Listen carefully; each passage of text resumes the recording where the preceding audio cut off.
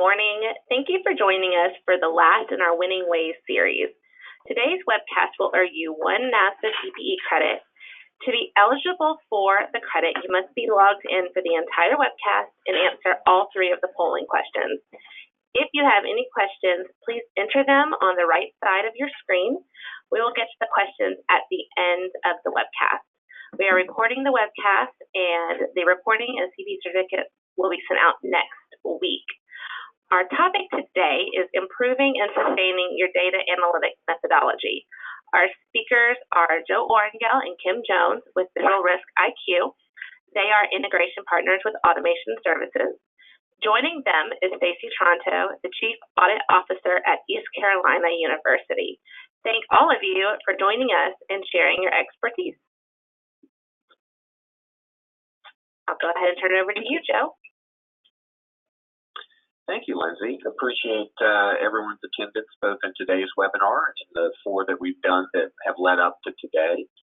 We thought it would be important in today's webinar to not only talk about theory, as we've been doing, but specific practitioners, like we did in webinar one with Mark Davis from Emory University.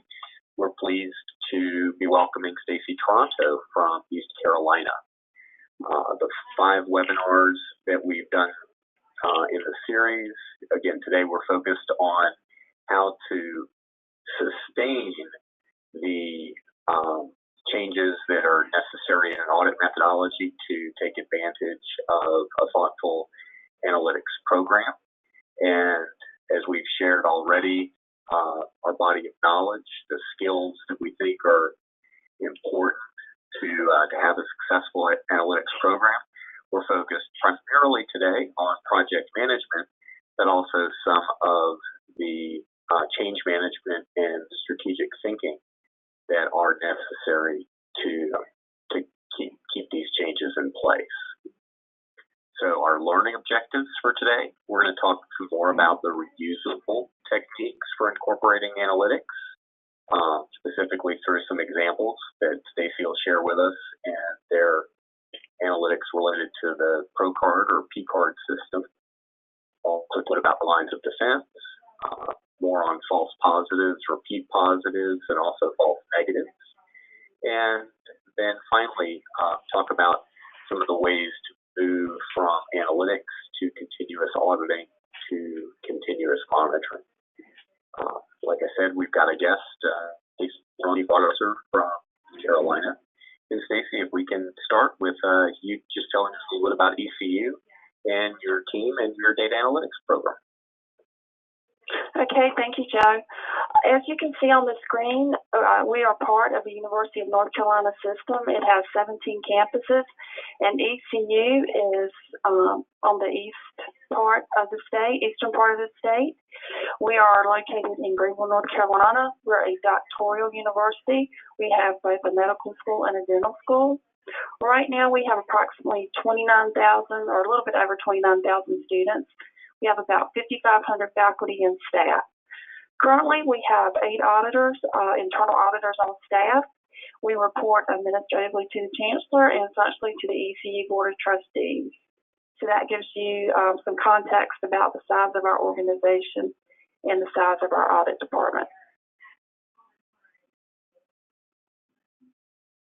I wanted to talk a little bit about the standards today because this is how we kind of got into our data analytics technology.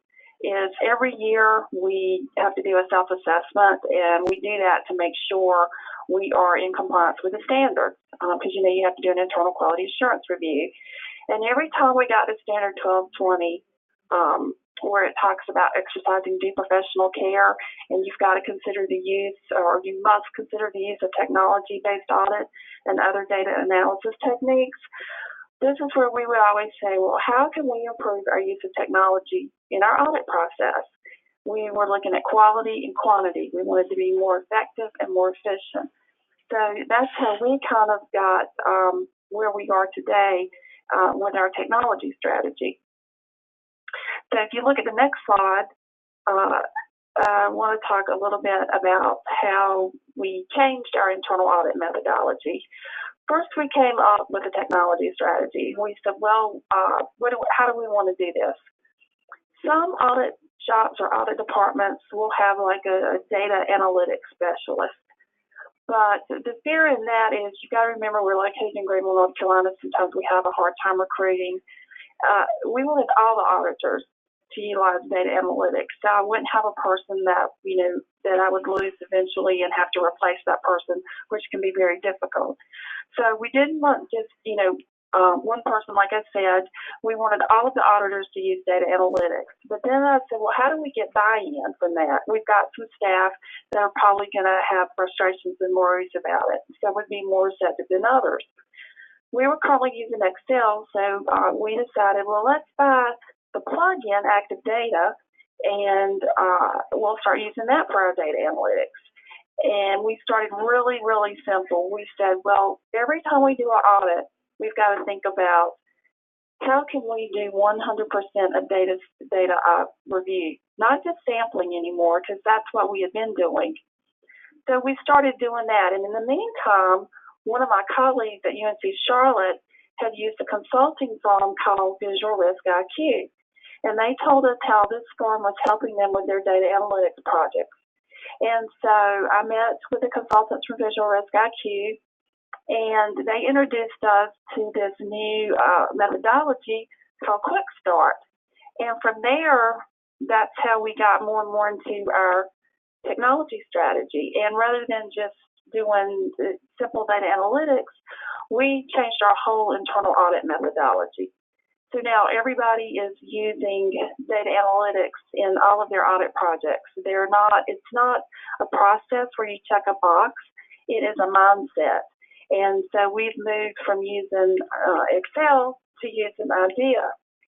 And now we're doing 100% testing in just about all instances rather than sampling.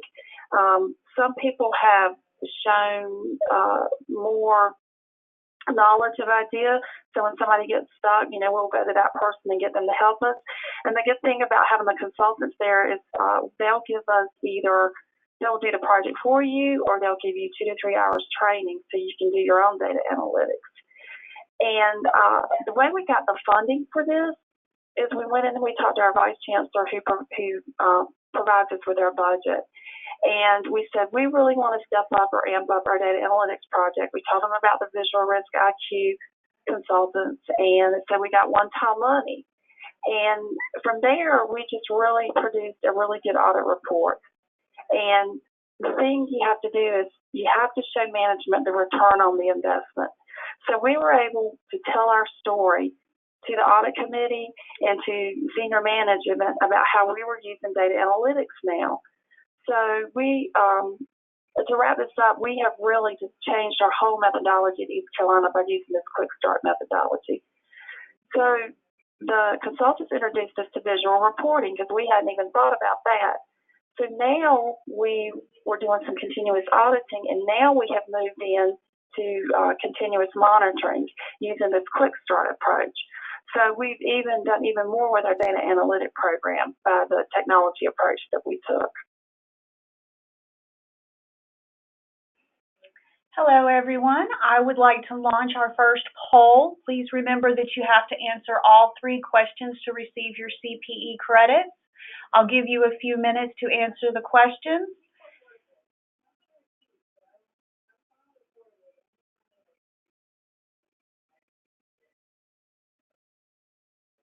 And it looks like y'all are going through pretty quickly here. I've almost got the whole group voting. And it was our current data analytics project. We've got so far 28% in planning, 39% in execution, 6% in reporting, and 28% in all of these. We still have a few more people voting.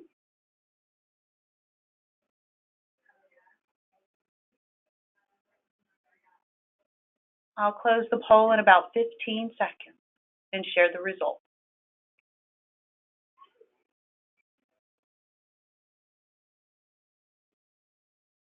All right, I think I have everyone.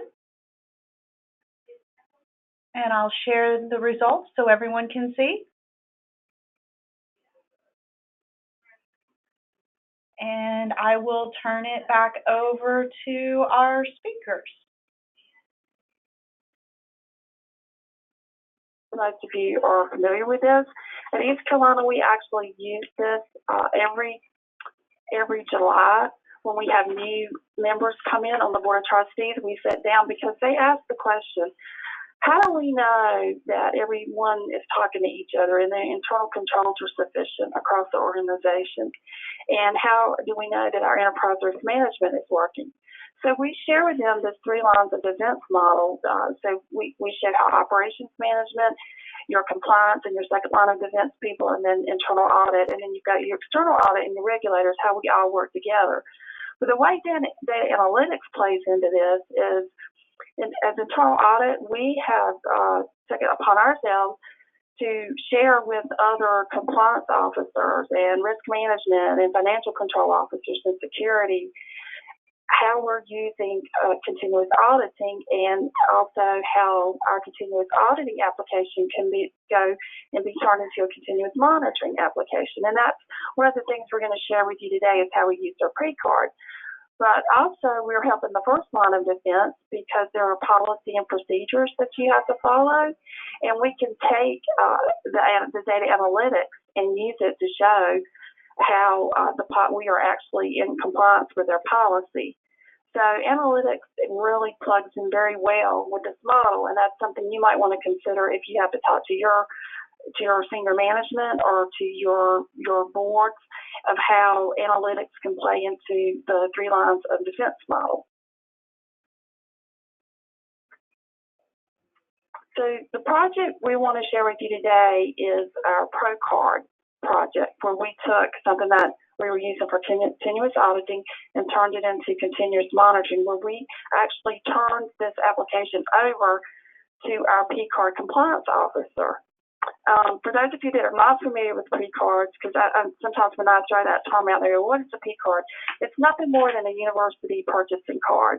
We learned that it costs more money to do a requisition and turn it into a purchase order, and then you have to get the invoice in, and you have to have your 3-way matching, that it was much easier and less costly to use purchasing cards. And with purchasing cards, you're having to do an after-the-fact review.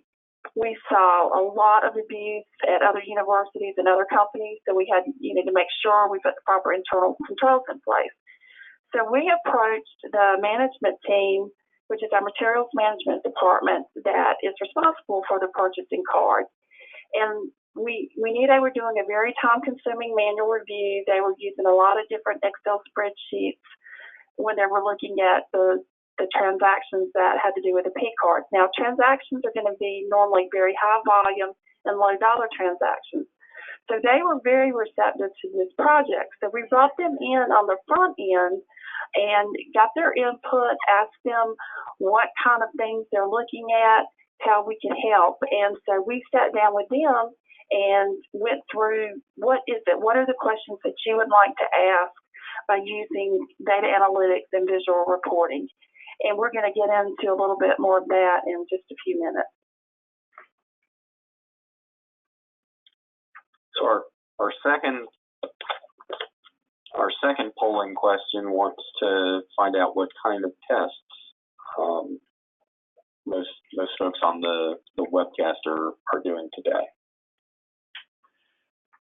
That's right, Joe. And here, let me display the question.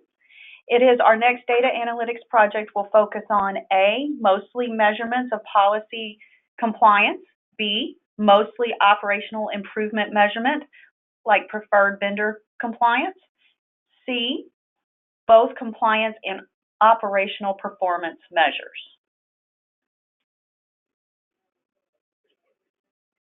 I'll give you guys about 30 more seconds to get your answers in. We're at about 86%.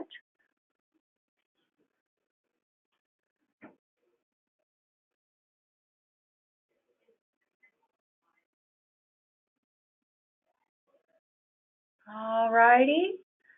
I'll display the answers in just a few more seconds. Okay. I'll share the results. And it looks like 50% of y'all chose C. And I will turn this back over to Kim and Joe right now.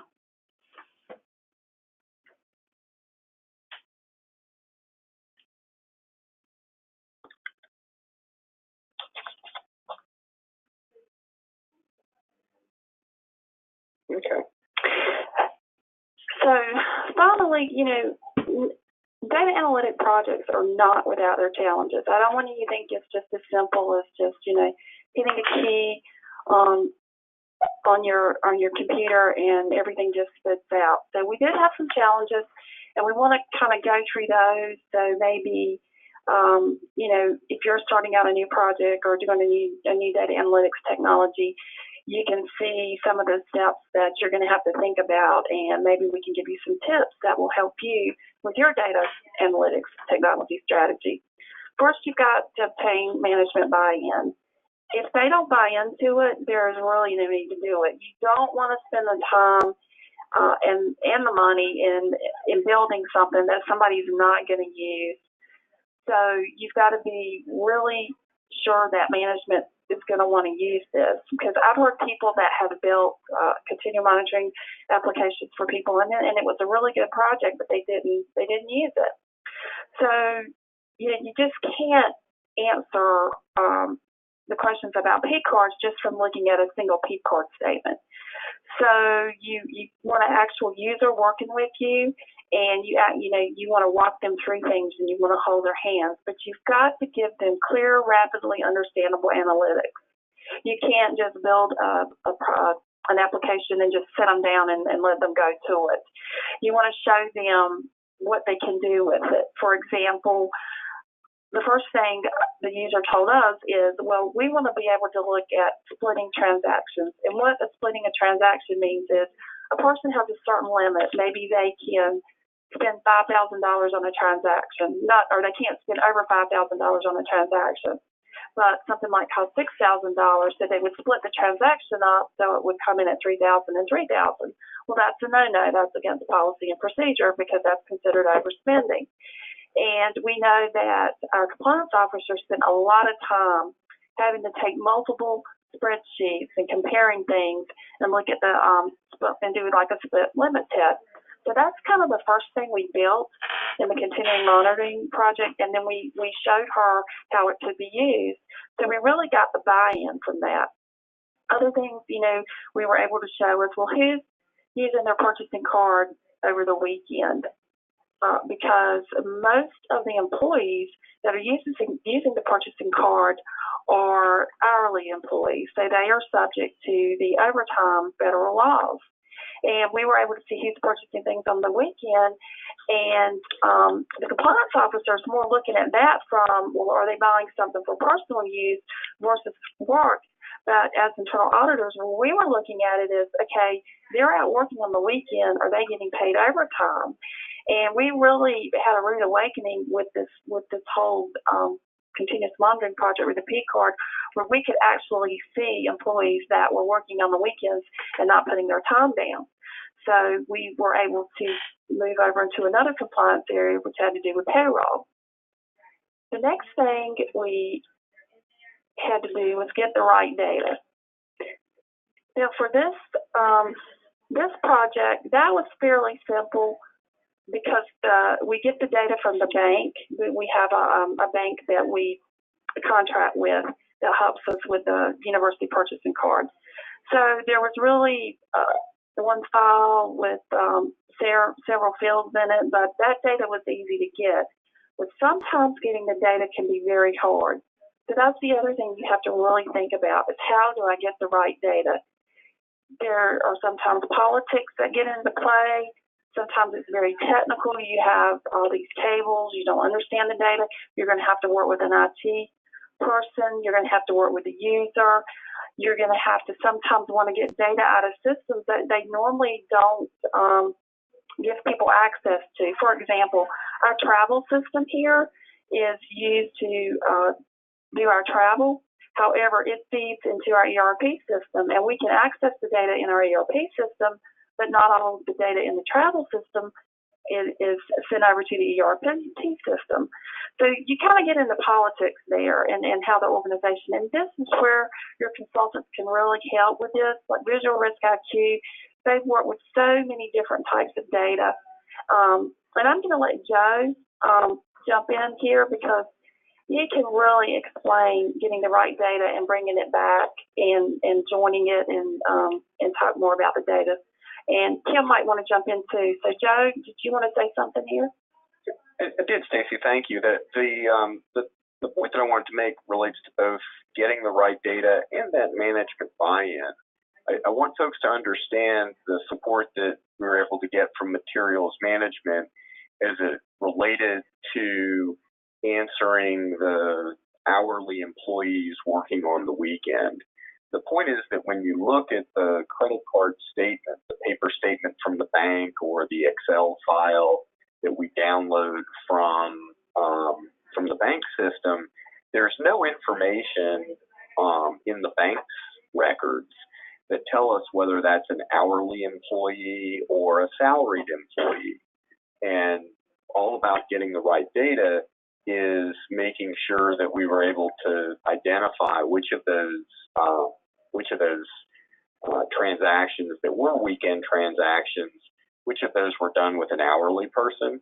And I think it's the magic, if you will, of joining disparate data from HR together with the card data that was particularly helpful in getting that buy-in, at least in this circumstance. Yeah, I think that's a key, Joe, to successful analytics, and something that not everyone thinks about as they begin a project focused as this one is on purchase card. You think about getting the card data, but then that supporting data is not necessarily top of mind, and that it can add immense value and insights that can be useful to management and to the reporting process. So I think that always look around and see what might just connect to this, as in this case, the HR data that could provide additional insights that could be useful in answering some additional questions or answering questions in more detail that could provide information that's useful. And one of the other challenges that you have to think about is, okay, we've built this application, we've turned it over to the user, what do we do next? Somebody has to sustain that application. And normally you're going to have users that do not have the capability to do that. So you've got to ask yourself is, what part is everybody going to play in this? And I will tell you, it takes a village to have a successful data analytics project. The consultant helped us immensely, the internal audit department, IT, and materials management. Each person has a part to play in that. But we didn't want to have to continue to rely on IT every time we wanted data.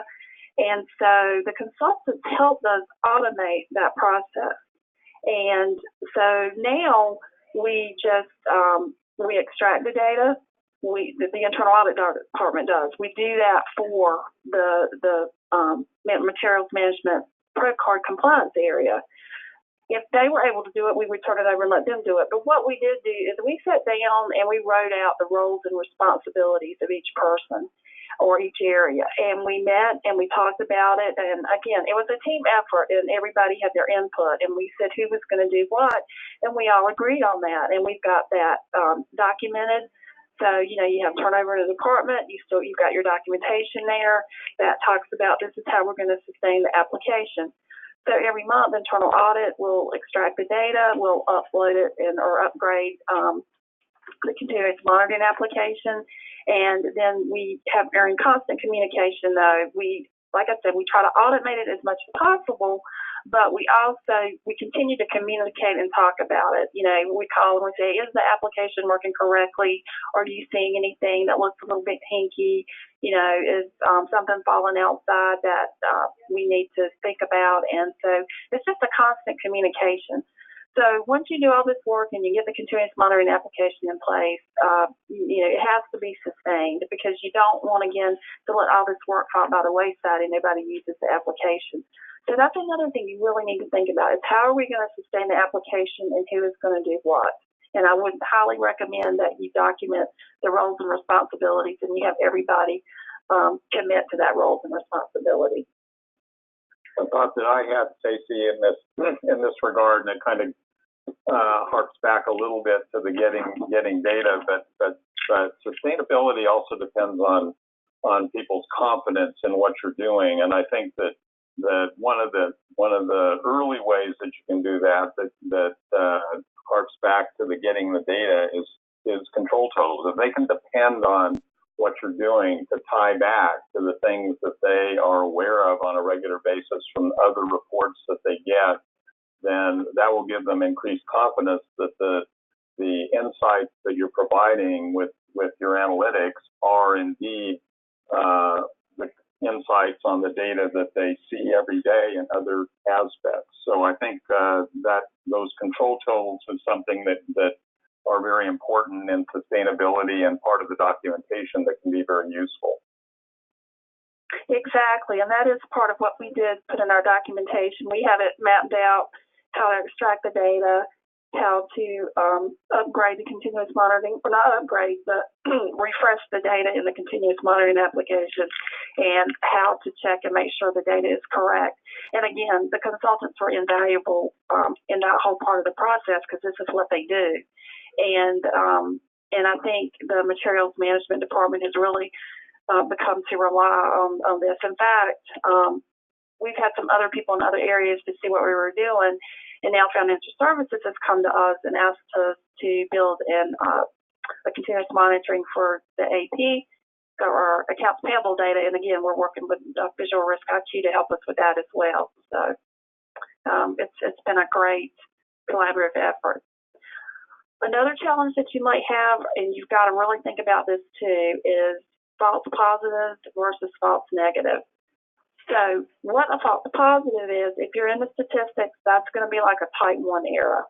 A false negative is going to be like a type 2 error, but we'll get into the statistic part about it. So what is a false positive? This is where you have a particular condition is present. This is where it may come back and say that it indicates that you have a particular condition that is present when it is not. And a false negative indicates that a particular condition is absent when it is not.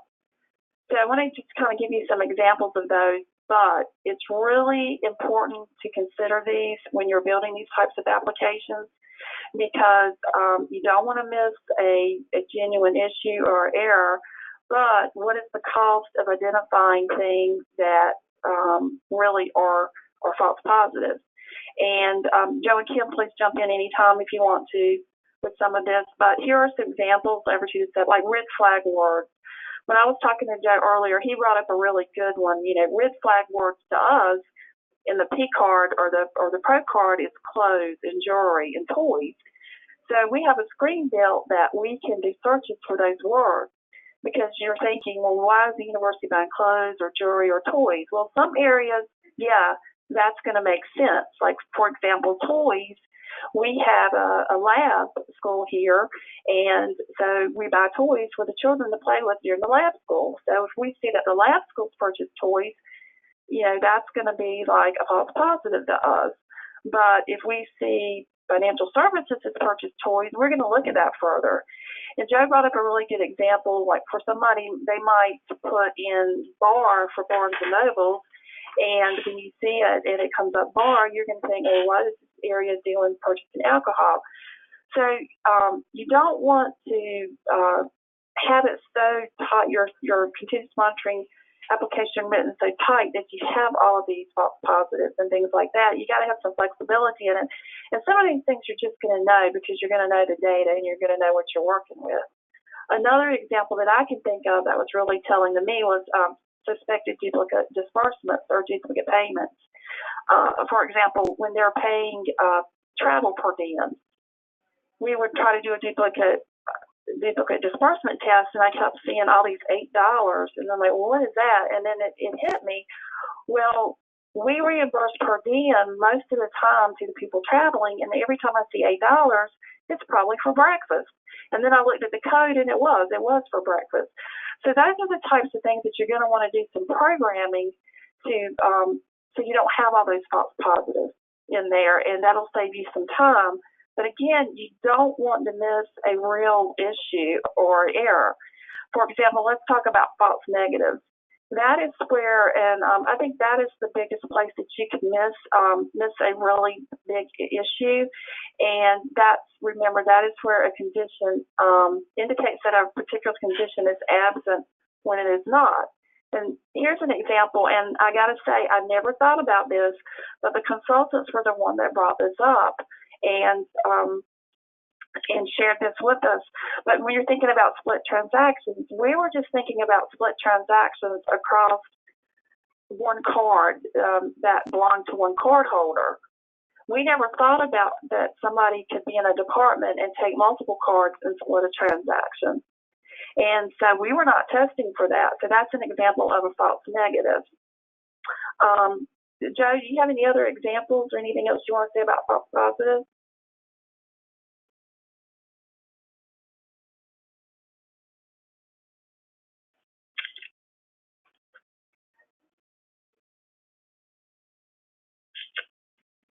Joe, are you there?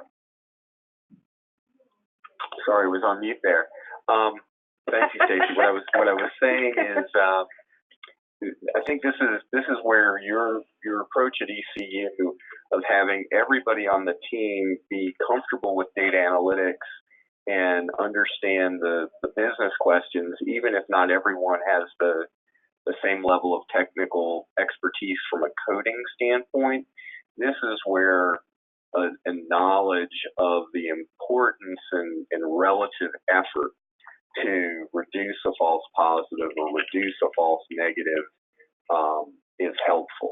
In some of the red flag word testing, like you described, with the letters BAR as a possible red flag for alcohol charges to a federal grant, which is prohibited. A financial auditor, they don't have to know how the query works as long as they see the letters BAR together within the vendor name of Barnes & Noble. They were very quickly able to say, oh, that's not a problem. If we had built a bar chart or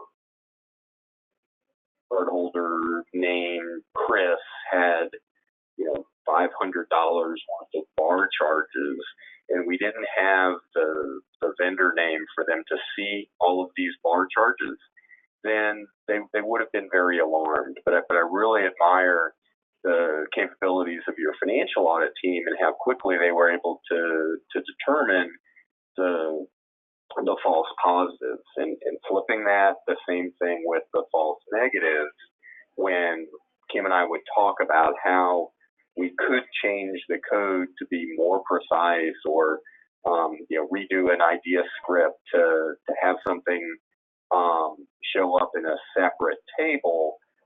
Whenever we talked about should we do this, the financial and operational auditors were very solid in understanding, oh, this would be important. Yes, I'd like to see it, or no, that's okay. I'm happy to do the filtering on my screen. I don't have to have the code change. This is polling question number 3. Please remember that you need to answer all 3 questions in order to receive your NASBA CPE credit. I will launch the poll now, and the question is, and it's true, false positives are more expensive than false negatives. A, true, B, false, C, it depends. And I will give you guys a few seconds to answer the question. Or the question.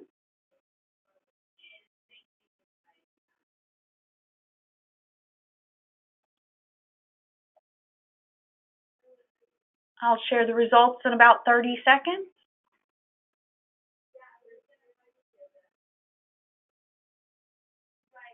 And please remember, we will email your CPE credits or your certificate and the video of this webinar next week.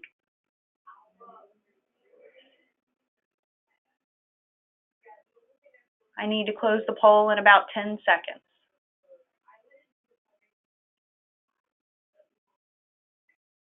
All righty. And let me share the results.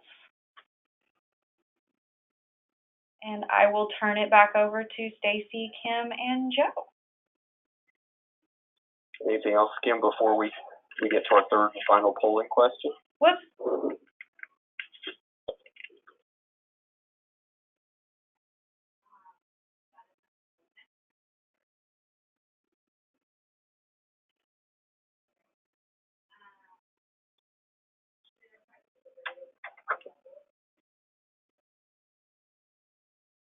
Yes, I think it's been 3 years since we really started all of this. It's been a long journey, but it's been a very worthwhile journey. It's just the technology strategy that we took has just been integral to the success of our program. And I've got to say, though, we would not be where we are today if it had not been for Visual Risk IQ. They helped us as much or as little as we wanted them to. They just opened our eyes to just things we had never really thought of. They helped us with the data. They helped us with our IT people. They just helped everybody be comfortable. And the other thing is they're always there. You know, if we're sitting here working on a project and we get stuck, we can pick up the phone and call them and have a 30-minute conversation. Or if we, want to meet in person, they're always willing to, redo their schedules, come down to Greenville, North Carolina, and meet with us. And I just can't say enough that we would not be where we are today if it had not been for Visual Risk IQ. But it is really important, I think, to have a data analytics technology strategy and just not jump in. So more and more people are moving away from Excel and are using Idea now, and they're getting real comfortable with the scripting part of it. The consultants have helped us with that. We've had to take one of the things I like about Idea, though, is that it builds the script for you while you're using the tool, and then you can take that script and add to it. So that's some of the key takeaways there. The controls in the ProCard program are good, but not sufficient. And I think data analytics has just really helped us evaluate transactions where we could not evaluate them as before, because we have thousands of transactions. And we're just not looking for the things that we used to look for. Now they can use this to spot trends and outliers and issues that they couldn't do before with the multiple spreadsheets that they had. And the other thing that I think is a really good key takeaway is people really, really like visual analytics. What we've done is we've showed them, okay, here is the information in the spreadsheet, and now here is the information visually. Can you see the difference? And they immediately can spot a trend or spot an issue. And one of the things I really like about Idea is that right from the get-go, you can just click on a button and visualize your data. I mean, and it's just using Idea is just a really good start in visualizing and learning about your data, because it'll give you some field statistics when you use the visualization features in Idea. So overall, we've had a really good journey, and we're continuing to grow, and can't wait till our next big project.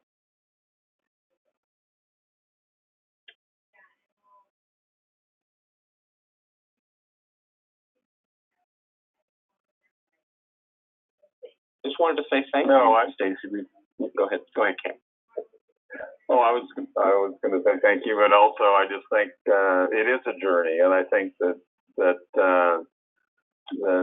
taking the thoughtful approach that you did is a good lesson for all who are on this webinar today to take into their planning and thought processes as they look at ways to increase the use of data analytics within their organizations. And I think you had from an early time a focus on the visual aspect, and I think that, as you've alluded to, was a huge value and catalyst in helping you to first of all gain acceptance within your own group, but then very importantly to gain quick understanding of value and then eventually turnover in moving it from continuous auditing to continuous monitoring out in the business. And that's, I think visual aspects of IDEA can be a huge help in that regard. The last thing I wanted to mention, just a congratulations to Stacy individually and her team at ECU. In December of last year, Stacy was presented as the North Carolina Internal Auditor Award of Excellence. This is presented at the Office of the State Controller's Financial Conference, and you can click on the congratulations here and see how both data analytics and also Stacy's work at both East Carolina, and she also took on a second full-time job with Elizabeth City State, so serving as Chief Audit Executive for two different UNC system schools.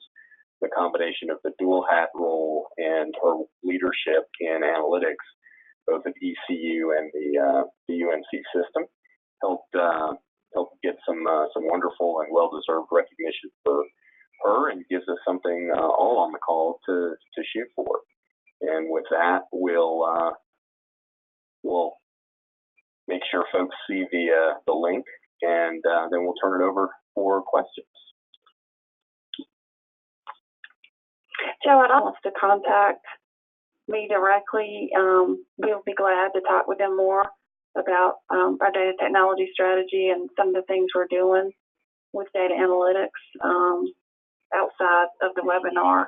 I'm retiring in a couple of weeks, but there'll be plenty of other staff members here that certainly know a whole lot more about it than I do and would be willing to help. We're always there to help.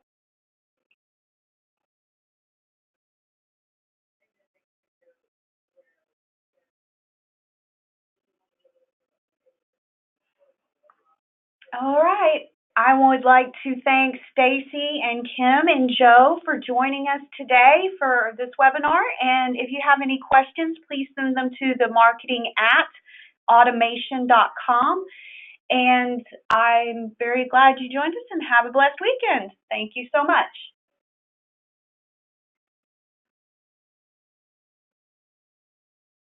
Good morning. Thank you for joining us for the last in our Winning Ways series. Today's webcast will earn you one NASA CPE credit.